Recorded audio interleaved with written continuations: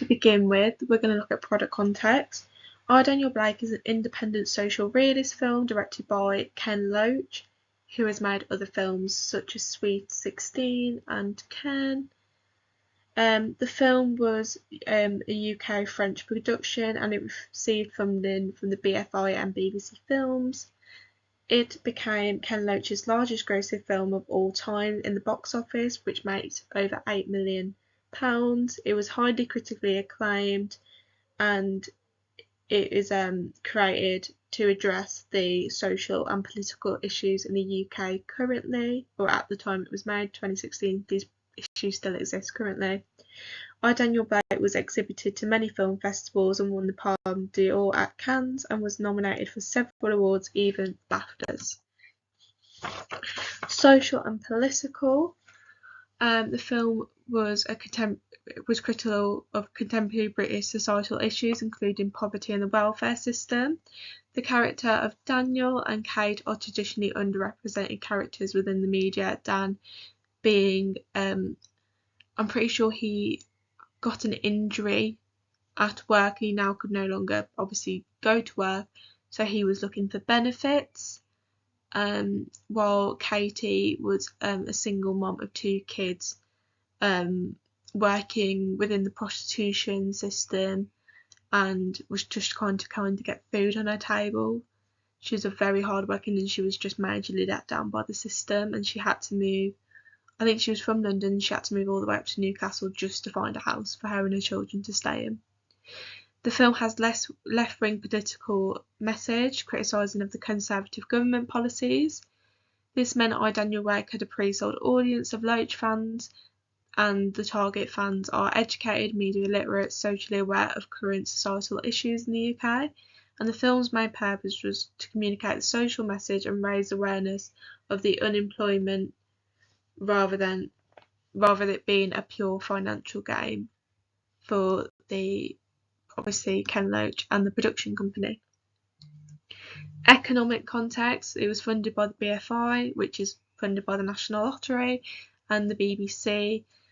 It was produced by 16 Films, which is a Ken Loach production company, and Why Not Productions, which is a French company, and it was distributed by E1. Vast financial profits are less important for independent films, with the most important factors being the message that the film was trying to get across. Independent films are usually more creative than big budget ones. Independent films are made outside financial and artistic control of major studios, privately created and financed, set up by smaller film companies, defined by distinguishable style or genre, cheap production values, focuses on narrative not creative, and different distribution models. Obviously there's 2 key people who will take part in the film. Is Ken Loach, who was the director, and Paul Laverty, who was the screenwriter of the film, and he's also collaborated on many other Ken Loach films. The target audience was 18 to 60-year-olds. Gender was any socio-economic group with people of lower social class. Psychographic profile was explorers, aspirers and succeeders, and reformers. Production, distribution and circulation. Low film budget. It was obviously a lot of filming was done on location, no special effects were used. You had no absence of stars in the film. And obviously everything was taken to keep the budget down.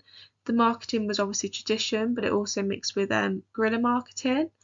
And screening and releases, it was showed at the Cannes Film Festivals, showed in multiple different countries, but obviously not the US due to the strong regional access not being understood by American audiences.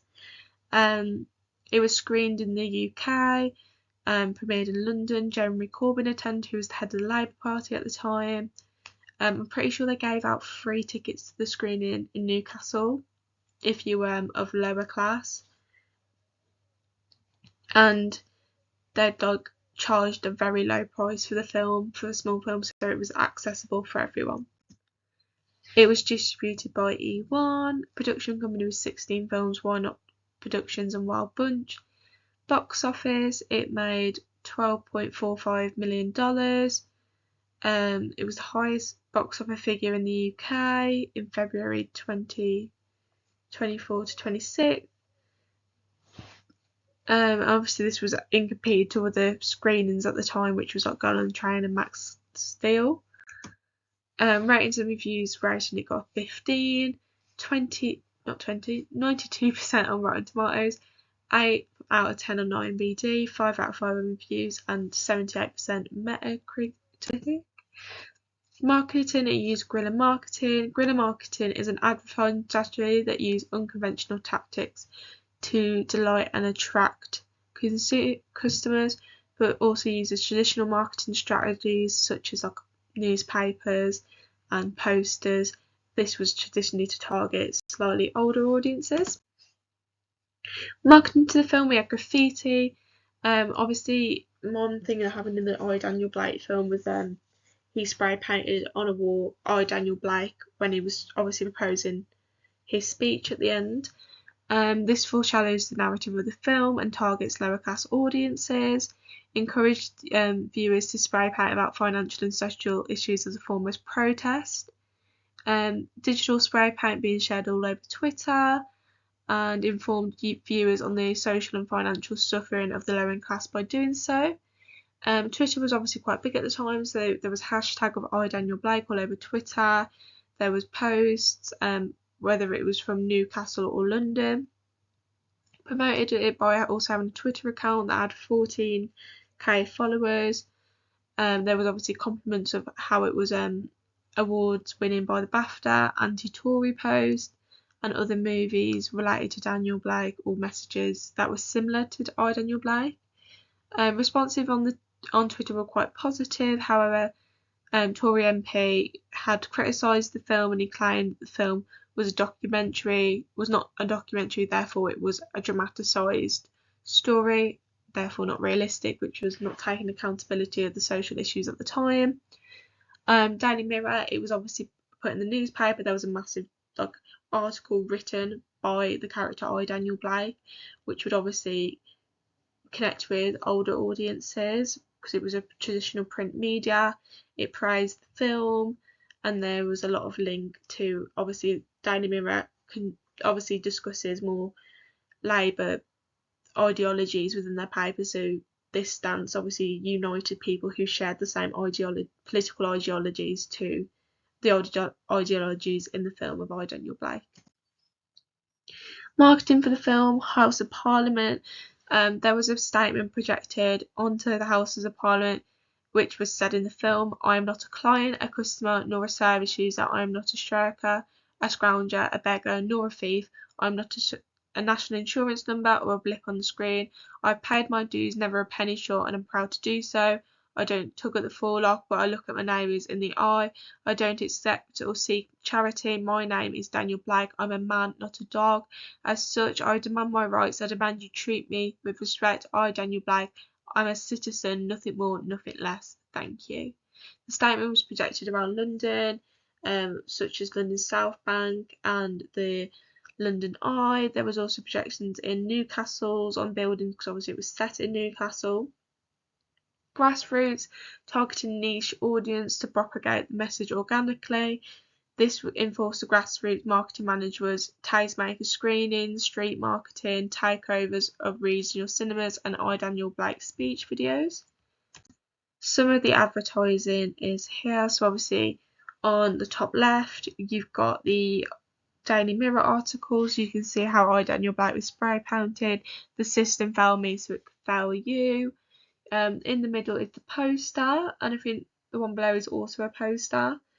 Then on the side top right is the Twitter page and kind of the social media pages and some of the comments that were made about the film, and then on the bottom right is the obviously projection of the I, Daniel Blake quote. So, Hall's reception theory: the preferred reading was left-wing, empathetic with the characters, feel outraged by societal issues and will cause uproar to get these societal issues changed. An oppositional right-wing challenged that it was an authentic representation and tried to dismiss the narrative as propaganda, not entertain it, and said it was a dramatised version of what was going on. and probably even said it was used for entertainment and profit rather than education. Semiotics within the trailer, there was enigma codes used to raise questions, hooking the audience and make them want to watch more. Corinne and Seaton, the trailer sits outside the idea of profit and power whilst also demonstrating creativity and variety that doesn't reflect Corinne and Seaton's idea of concentrated media, because obviously they see it as media being used for profit and power, whereas independent films often stray away from this idea. The trailer is more adventurous due to diverse patterns of ownerships or Ken Loach's pre-sold audiences. That's the end of this video on revision. Good luck on your exams and learning the content.